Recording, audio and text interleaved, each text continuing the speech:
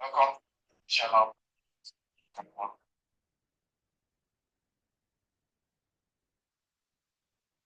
Richard, welcome. Hi, everyone. Yeah, well, Richard, we want to discuss the role of the diaspora as it.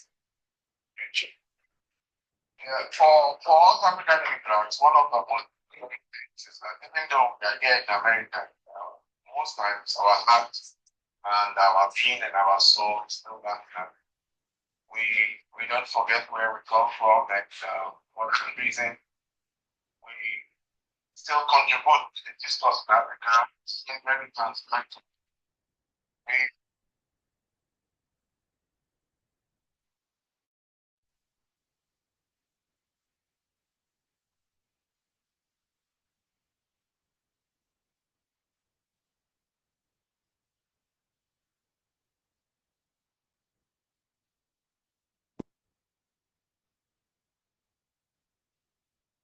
is is the is the contribution of remittance. Remittance last year, 2024 or 2023, by the last records, Africans send in as much as $90 billion to Africa Africa. in the form of remittance to solve Mhm. myriad problems, sometimes school fees for family, Mhm. construction of a house, contribution to the welfare or the health of mothers, parents, and all that. We all Right. know these stories. Africans send money back there, back. African immigrants send money back home. But before coming to America, most Mhm. times Africans have been trained in Africa, in some countries by free education, in some other countries with limited cost in their education. But we tend to have the best and the best of our brains coming to America. We have doctors, Right. we have lawyers, and they get lost in this immigration maze. Some of them end up being nurses. Some may still retain their roles as doctors. Some retain their roles as lawyers, but it's a very tedious story. The story Right. it's a long journey for many of them. Mhm. So many people are in this process of leaving Africa, and this has come to create a problem where we now have a situation where the brain drain from Africa is becoming noticeable, and people are complaining about it. But now you have to balance this. There's brain Yes. drain, but yet there's gain economically. There's contribution. So it's almost like we export these Africans to America and to the diaspora, and they Mhm. contribute to Africa in one way or the other. This has Mhm. created discourse and an argument. Yeah. So that's what we want to discuss today. Warwick, what do you think? Do you think African immigrants coming to America and coming into the diaspora in UK, in Australia, in New Zealand, Mhm. has it benefited Africa beyond remittance? It has benefited Africa for the most part. I think so. I feel that the knowledge transfer is huge. Okay. I feel also like even when it comes to advocacy, I find that a lot of Africans, even though we're here, we're very connected to what goes on back home, into the politics. And I think one of the reasons, something that strengthens that is our knowledge of how Western politics works, right? And I mean, like we've discussed multiple times, Nigeria is still up and coming when when you put in perspective the fact that we've had multiple military regimes, you'll understand that politically we still have a long way to go when it comes to democracy. And when you look at the diaspora, you have a lot of Africans who some are participating in politics. Others are just witnesses of what goes on. And so that knowledge transfer over time, even if it's through discussions and that kind of thing, over time, or even chiming in and talking about what goes on in Africa, over time, it has helped strengthen Africa. So my opinion would be, yes, we do send back money and all of that, but we just the knowledge transfer across the board, even if it's when it comes to politics, even if it's when it comes to education. A lot of foreign trained professors go back home and spend decades teaching.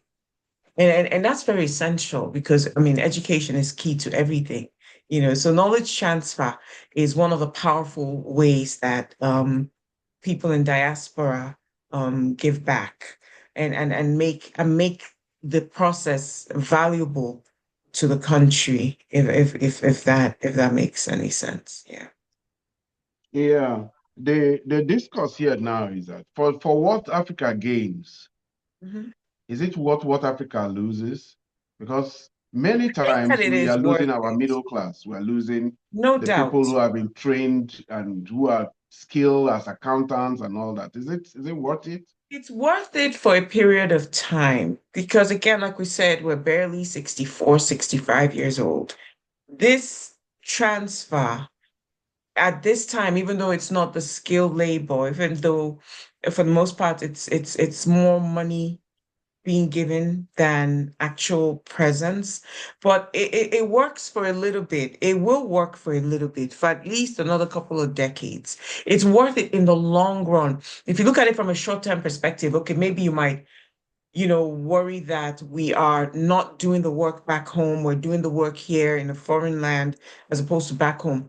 But when you look at it from a more how do I say balcony perspective, you realize that no, it's worth it down the line because the quality of information that is being transferred, the quality of experience, the knowledge is more essential than actually our presence back home. I think that our presence back home, yes, it's lauded, yes, it's appreciated, but if we are just present back home, because I've heard a lot of people who actually did leave the foreign land and move back home, and then after like 10 years, they ran back. Because at the end of the day, you will get saturated and like drained if it's not if you don't go back at the right time, if you don't go back into the right industry. I'm trying to say something. I'm trying to say us being present there doesn't really add that much value if what we're giving cannot be cannot also empower us to be able to remain there. Does that make sense? Did you Yeah. follow where I'm going with this? So Yeah. I feel that yes, some people go back, they transfer, they go back, they teach, they create, just by being there, and it adds value. But you have to understand again, it's reciprocal. You have to be able to sustain yourself. And if the bulk of your education, the bulk of your skills, the bulk of your finances come from the West, you're not doing the Nigerians any favor by actually being there and not being able to generate income of your own to survive. You see what I'm saying? So it benefits us in the sense that for the most part, at this time while we're still building Africa, it's okay to transfer what we can, virtually, if that makes sense. And then eventually over time, I see everything that adding up and helping improve the economy and the system. What do you Yeah. think? What are your thoughts about it particularly? Yeah, well, in this particular case, this particular topic was a subject of, it is the subject of a book I'm actually writing. Lovely, And lovely. so I'm quite a little bit aware of the research and the arguments on both sides of it. Yes, But yes. if I look at the specific topics I had already addressed, I, Mhm, I, I particularly remember some regarding healthcare, mhm, how the National Institute of Health, yeah, with the help of a Nigerian immigrant, I forget his name now. I will research that. He was director, if not of the institute of the African operations in the institute, and due to his effort, he initiated some very broad research projects regarding genome, the African Genome Project, sickle cell. You know, he initiated projects used with African universities and health institutions all across the continent. And he initiated this using funding from the National Health Institute, one of America's leading health Institute, a National Institute of Health in America here now. Mhm. So in that regard, he tried to bring the Black Genome Project into the whole human genome. Without him and his argument and his advocacy, nobody would have probably managed it the way that now made them to do the collect samples of the African genome to add to the global genome project that they were doing at that time. Besides that, I also know that he did a lot in trying to fund research in sickle cell. Sickle cell, particularly, is for it affects Africans and all that. Right. Sickle Fairly. cell, even the HIV and all Mhm. this. He became a conduit. He became an advocate of sending funding to African health institutions to do this research. So American funds were getting into the African institutions by his effort. That is one very impactful. That is one very impactful human a contribution of one African immigrant to his That's true. country. But This there's country, also a yes. lot. There's a lot regarding that. Let's use one now. Let's use a common one we know. Mhm. Sports. Mhm. Sometimes they win. We have a situation where there is this Nigerian called Masai. We have basketballers. Mhm. Uh, we have basketballers. Masai. We have the coach of Toronto Raptors at one time. When they Mhm. won the NBA, he has a program in Africa where he tries to get young talents for Africa. And they have a very successful basketballers from Cameroon, from South Sudan, and they try Yeah. to recruit more basketballers. So they become not only inspirers of the African Mhm. basketball players, they now try to bring some here, and then they go and start to open youth institutes. They go and start to Mhm. spread they build sports infrastructure in their particular country. Yes. So Yes. for South Sudan, they will have Deng. Mhm. For Cameroon, they will have Embiid, and that's somewhere they give back to the African continent. Correct. Yeah, Correct. but it still doesn't take away the fact that Africa has a lot of Mhm. investment in these people. Do you think that investment is being recouped by these contributions? How do you see? Let's talk about the investment part, this free Mhm. education, this heavy Yeah. education reliance on doctors and all that. Mhm. I think that it's worth it. I mean, your question is it valuable to Africa? Is that the Yes, question? will you think that even though we have these contributions going back to Africa, do you think it pays for all that Africans are losing? Again, when you put it in perspective with regards to when you say what Africans are losing, having bodies back home without the enlightenment, without the know-how, because that's key. The know-how to navigate this at home. Let's say, for instance, that researcher didn't have the benefit of ever being abroad or understanding or getting an education abroad. Not to say that there are no researchers that are already currently doing good work in Africa, but what I'm simply saying is there's a level of there's a level of improvement to oneself that can't be quantified.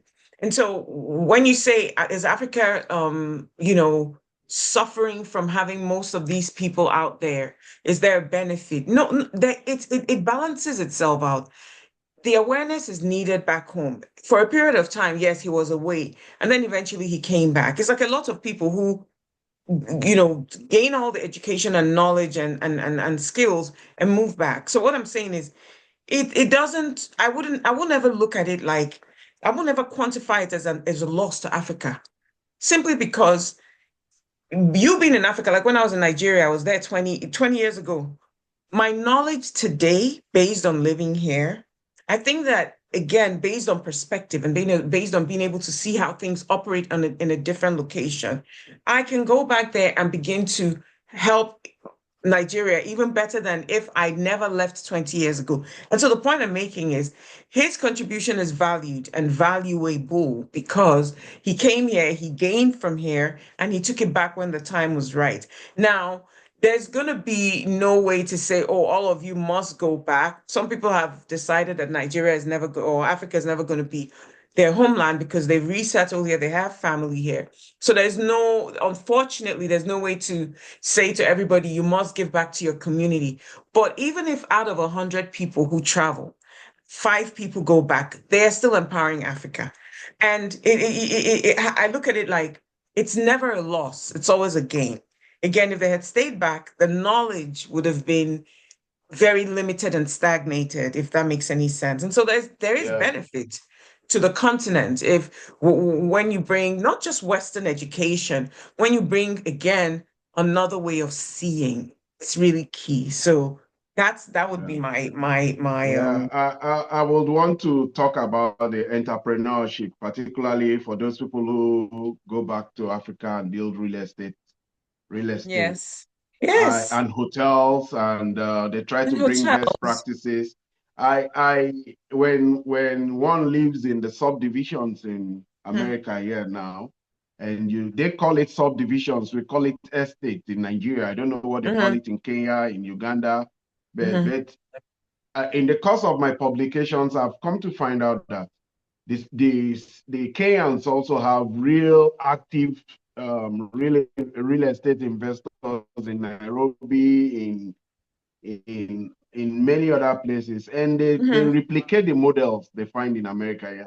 I find mhm. out that when I'm driving through the subdivisions here, it just reminds me of those days when I was doing property development in Abuja. In You Abuja. will Mhm. see that the attempt to lay the estates all out to do the only thing that you can find wrong with our own interpretation, don't go ahead and put the kind of infrastructure that they put here. Yeah, they will put the infrastructure before they start to sell the houses.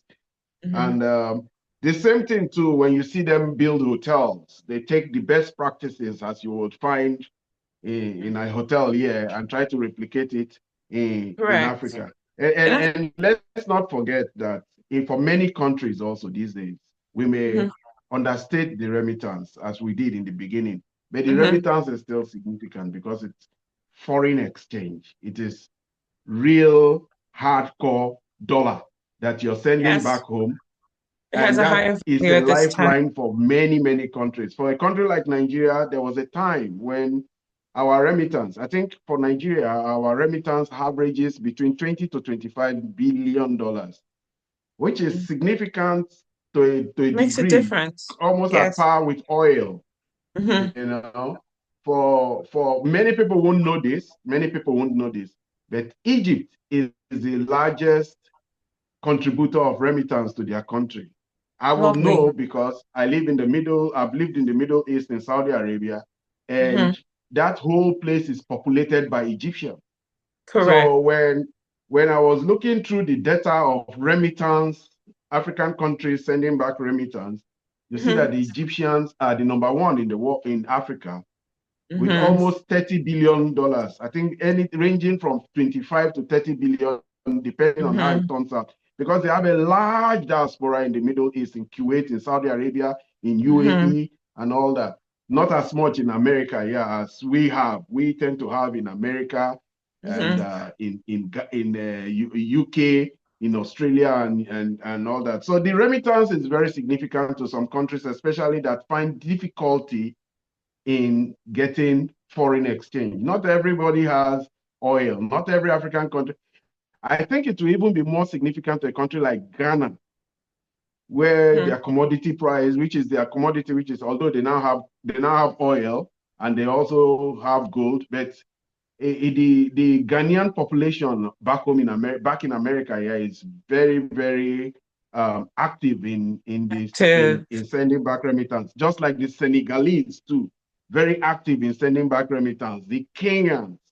So it is really significant in its contribution of foreign exchange to the economies of African countries, the to economies, the yes. economies of African countries. So Yeah. that is on Well, the economic part. That is on the yes. economic part. Hmm. Yeah. Now let's talk culture, your domain, culture. Yes, Do yes, you yes. think do you Hmm. think that our musicians like Davido and some of these our musicians, do you think they gain from Africa?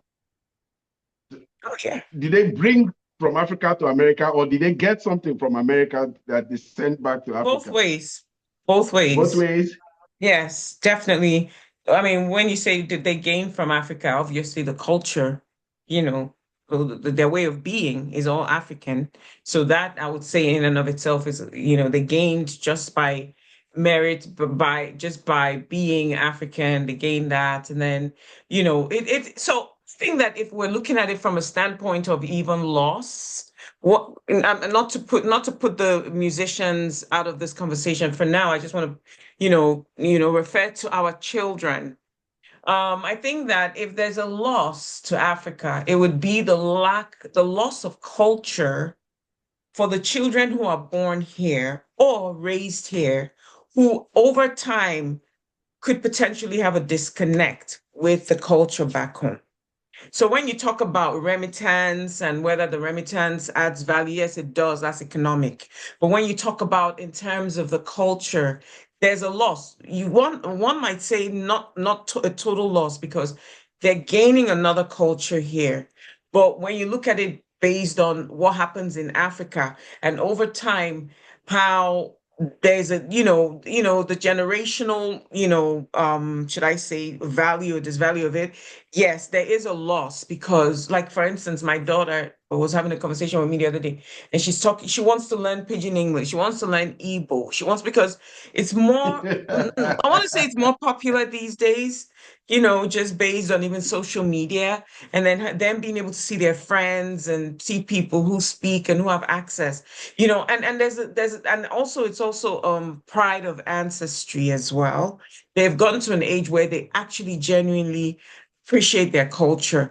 Unfortunately, not unfortunately, because it's fortunate that they were raised here, but again, there's a disconnect, which is so obvious.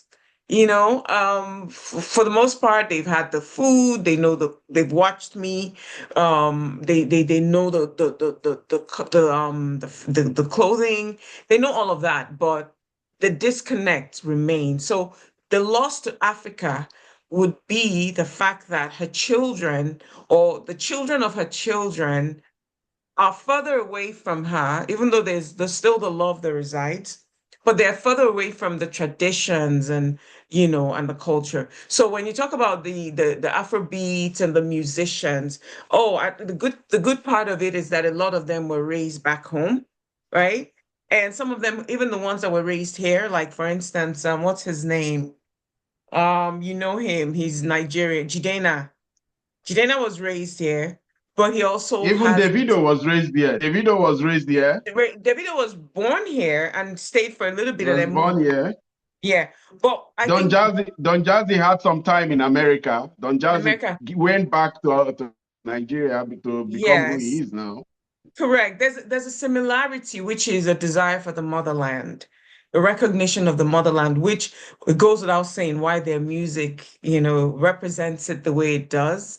Just simply because they I don't even know how to look at it as a profit or loss, gain or loss or whatever. It's just simply who they are. It's at their core. It's really who they are. And so Africa Okay. gains from having her children still recognize her culture. And then with their strong voices, they're able to put it out into the world for the world to actually begin to appreciate Africa. So yeah, that's a gain for Africa if you look at it, if you want to look at it like that. But yeah, Okay. Now let's go to the technology domain. sure. We have a lot of Africans who are doing very well as regards to IT. They have a lot of startups, especially fintech. They have all Yes. these people who started things like a lot of fintechs have started out of Africa that have gone back home and Hmm. are doing well there now, contributing to facilitating financial flows. Um, Hmm. I'm surprised that they just escaped my head. Where they're in the head. I can visualize them, but I can't call You them. can't come up with But their the names. fintechs are here. Hmm. But in this Hmm. age and time now, we Hmm. now have a situation where AI is very predominantly situated in America and China. We have our Hmm. diaspora in America.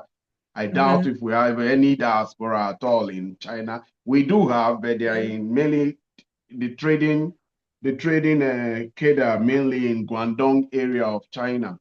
So, Hmm. do you think somehow we can be able to our people here, the young men who are in Google, who are in Oracle, who are in Cisco, who populate all the IT space in Austin, Texas, in California, will they be able to someday go back to Nigeria and try to create not only the financial fintech and all these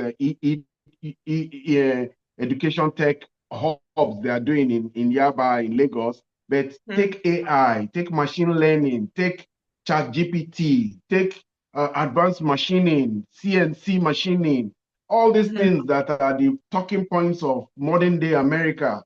Do you Hmm. see this situation where that we will be able to send them back and It's already help happening. They're to? already sending it back. It's already You think happening as we so? speak. Of course. I mean, look, I was one of the work we're doing in Nigeria with.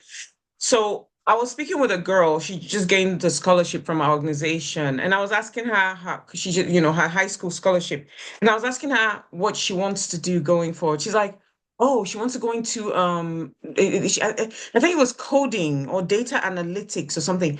Look at this small girl, barely 15, 16 in Nigeria. And she's so smart. She's telling me she says she wants to do it for a year and this and that before she goes off to college. And so I'm like, oh wow, that is a thing already. And that's where we come in. Again, she needs the financing, she needs the money, she needs scholarship to be able to, accomplish that. What am I saying? It's already present in Nigeria. I know a lot of people who go back to Nigeria and do crowdfunding, even YouTubers. They've been doing that. They've been able to at least, like create that social awareness for, via tech for Africa. And so AI is something that they're learning. Cryptocurrency is something that they're already learning. They've taken back to them to teach. The reason I even brought in cryptocurrency again, access, with the apps and all of that, they have created opportunities, crowd-funded situations where they are able to give out cell phones, right? They're able to empower the youth via access, giving them technology, and then using that avenue to teach them things like cryptocurrency and how to, get themselves independent. So what am I saying? Yes, maybe not a lot of people are doing it, but it started happening. And to tie into what you're saying, it's one of the ways to expand Africa, clearly. One of the youth in Africa, Yeah, because now you see a yeah, lot of people. That's why social media makes a difference, because you see a lot of people creating opportunities for themselves just by holding their phones, just by working off of their phones. So, because of how popular things are on social media, the youth are empowering themselves without even waiting for anyone to empower them. But that being said, there's some organizations, and if we can, we have to jump in on it and help them as well. Whatever it is we can do from here to empower little groups, no matter the yeah. community it is. Funding. Yes, Yeah, funding is very essential. And so even yeah, if we yeah. start like Funding. my little arts group and I pick like a couple of scholarships beyond their high school and empower them based on that. You've contributed. The way I look at it, when I was talking to Quinnipiac students one day, I said, you don't have to carry a whole like battalion of people and help them. One person, if you can make a difference in one person's life, you've made a difference. Do more if you can, but just one person at a time.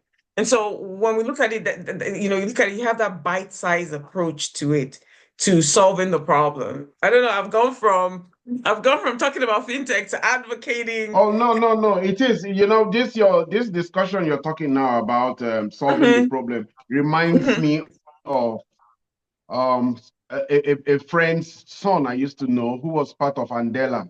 And Okay. Andela was a company that ended up trying to fight. they started out in America here, raised funds, and their mission statement then was to try and get Nigerians or Africans to Mm-hmm. get into coding and to get them paired up with jobs in America here. Mm-hmm. So it's a very critical thing. That was that, and It is. some people have taken this model. Their businesses they are running very well. And I also remember that at the early days of AfricansInAmerica.com, when I was doing this alone, Mm-hmm. I remembered one particular program. My first introduction to large language models was by a Ghanaian PhD in MIT who was complaining, who was trying to see how he could incorporate the Ghanaian language of Twi. I think it was Twi or Gan. Three. The Mm-hmm. language is either Twi or Gan. But he wanted to train the model to be able to recognize Gan because it says every single thing. I think then they were trying to make sure that Google can translate all these languages. And he was using, that was how I got introduced to large language models. And now Mm-hmm. it's everywhere because of ChatGPT, because of DeepSeek, because of Grok. And Mm-hmm. he already was a PhD and he was already, I watched that program as an interview in Ghana, not in America. Yeah, he was in Ghana teaching about it and all that. So I guess he too could also have an advocacy group where he's teaching more Ghanaians about this whole AIT and Yes. AI, artificial intelligence, and Yes. he Yes. can even have a whole program about it, Yes, yes. So, The good thing about where we yeah, are today, I mean, I I know we think the have like argument, 5 more minutes left to go, but the yeah. good thing about it is the fact that what makes it simpler and easier to handle these days is because of our access or their access to technology. 10 years ago, maybe even 15, 20 years ago, maybe we wouldn't have been able to have this conversation. Number one, because the world wasn't even there yet.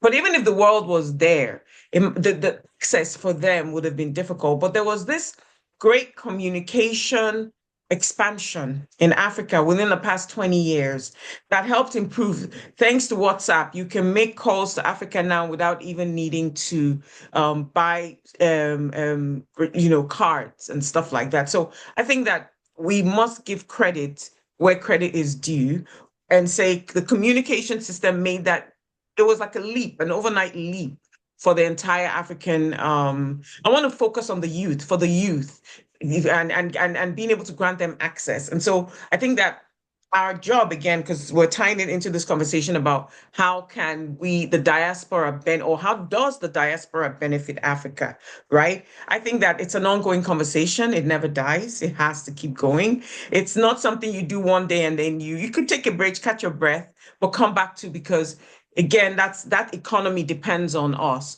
Not just depends on us for the, like you said, remittance, but for the guidance and the direction. And so that's, Mm, yeah, I just needed to yeah. say that.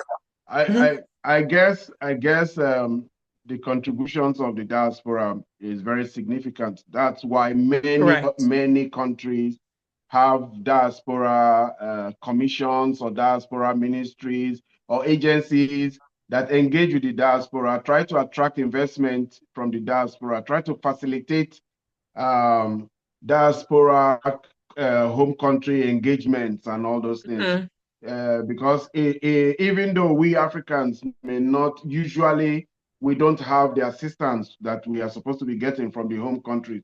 We're in a continent, we're in a country where the other diaspora countries contribute even to the businesses of their diaspora. Like the Koreans have a bank that help Mhm. Korean Americans do business in America. In Mhm. this case here now, they have a simple formula. They know Mhm. that in helping the business in America to grow, Mhm. that business will be exporting money back to their country.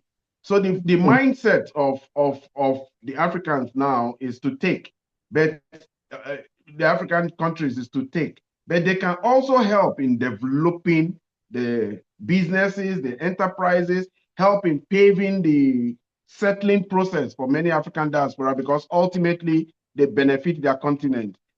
Can I Anyway, add we've this come to really the quick? end of this program. I have like 30 seconds to just include this. We have 2 minutes to go. I remember one day I logged into Twitter and I saw Ngozi Okonjo-Iweala because I follow her, and she was calling on Ndibo. She's calling on Ndibo in the Okay. southeastern part of Nigeria. Indibo that are in diaspora, the diaspora in Indibo, and saying that if we can use our skills, knowledge, and our money and invest not in the whole of Africa, but focus on our eastern parts of Africa, focus on our roads, focus on our infrastructure and all that, that we will make a difference. Just this is devoid of the government. This is devoid of, Of you the know, government. of the government, and it was very necessary. It was a long conversation. I think it was a 10-minute conversation, the recording, and I listened to it, and I, again, using her mind and paying attention to her way of thinking and seeing and understanding. This is somebody who works for the World Bank, right? And it's the World Bank, right? Or the OAU. I don't remember where she is. I think it's the World Bank, right? She has knowledge. Is the World Trade Organization. World Trade World Trade, Organization. yes, She's the yes. director She general. has knowledge She of used to how work in the things. World Bank. She's working the World Bank. She has understanding of how things function. And I think about it like that. There's so many illustrious Yoruba people, Hausa people, Igbo people. If we were able to do it based on regions, we will make a difference. If we were to cut it out like a little piece of cake and say, okay, let's focus on this and this and this, we will make a difference. But yes, sorry, I just wanted to add that. Okay, thank you very much. This is a topic we will continue to explore. We'll continue to talk about it. We'll continue to engage with it. Sounds good. We've come to the end of today's program. Well, as always, I want to urge you to put in comments. Tell us what you think about today's topic, what you think, how your own experience about your diaspora experience, and how you're contributing to the to your country. And like, share, subscribe, help to